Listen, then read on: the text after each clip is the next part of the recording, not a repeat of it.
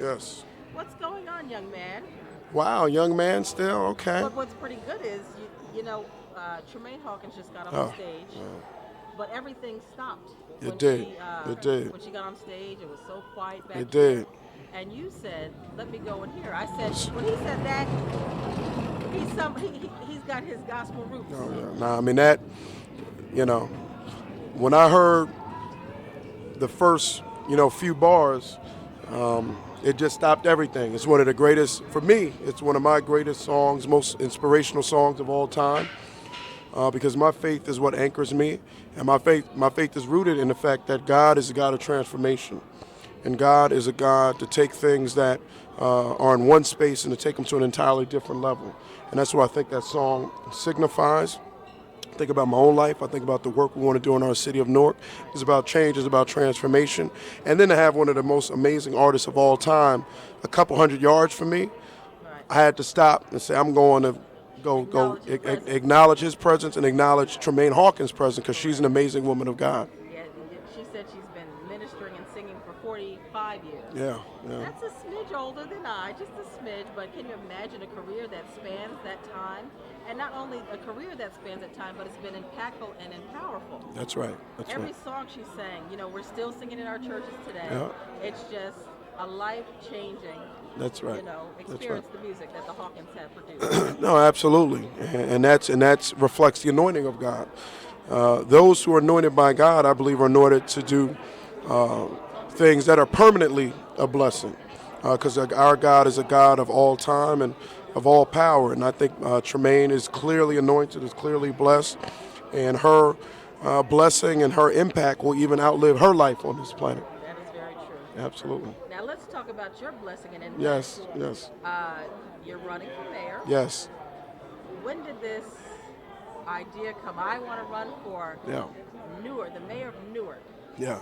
And what did your wife say when you said it? It's rooted in what God has done for me in my life. When I was 10 years old, my mother was killed, which was horrible. And shortly after my mother being killed, my father came into my life, and he really hadn't been in my life much up to that point.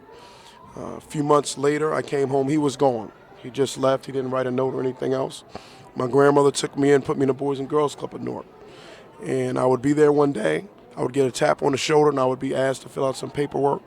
I filled it out, and I received a scholarship to go to a college prep high school, which changed my life. And I believe that was the hand of God.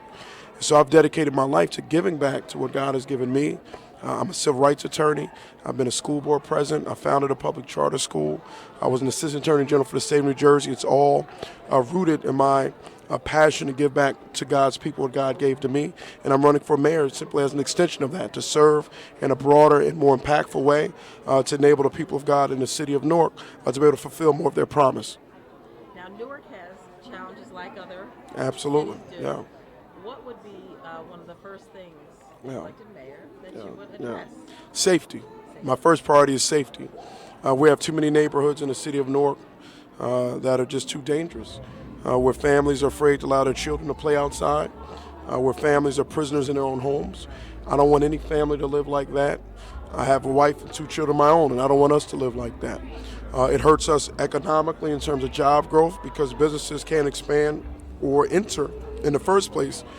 Spaces where the consumers are afraid to shop, spaces where businesses have difficulties finding employees. So tackling the safety problem is my number one priority, and I have deep experience there. I ran a safety plan under Governor Corzine for the state of New Jersey. It's part of built a team that did so, and we're able to reduce crime 3 years in a row.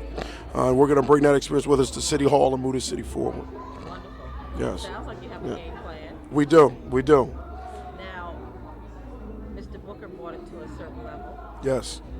and you're going to address the safety. Yeah. What else can we do to make it that 21st century city? That's right. And be progressive.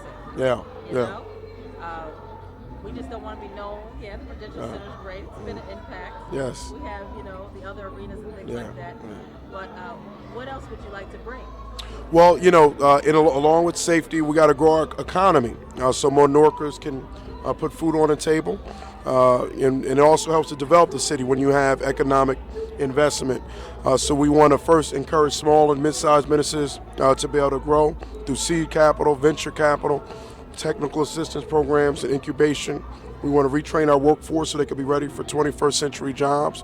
We want to build more housing, particularly mixed-use housing that's affordable but also market rate, so that we can keep the middle-class families we have in Newark and also attract more working and middle-class families. We have to make sure our schools are strong. The city cannot be vibrant if parents don't feel they can send their kids to strong public schools. And I've worked for 15 years there as well. I was a school board president in Newark, founded a public charter school in Newark, and as a civil rights litigator, I've sued the state, sued the Newark Public Schools to make sure they're providing the resource and the service our kids deserve. So safety, jobs and economic development, housing, strong schools, and of course the fifth piece is healthcare. We need to invest in preventive care. Too many Newarkers are losing their lives early because they're not taking care of themselves. High rates of diabetes and high blood pressure. We want to provide people with the information they need in order to understand the choices they got to make from a health standpoint, and then make it easier for people to access health care earlier. Annual checkups, preventive services. We have one of the largest teach hospitals in the region, in our area. We want to bring those services to our community. So in all these areas, from safety to jobs to schools, housing, and healthcare, we want a vibrant and prosperous city. Well, I just want to say thank you and good luck. My pleasure. You have a great plan. Sounds like a good plan. Young and vibrant and change. Yes, thank you. Good. That's it. God bless. God bless you. God bless you.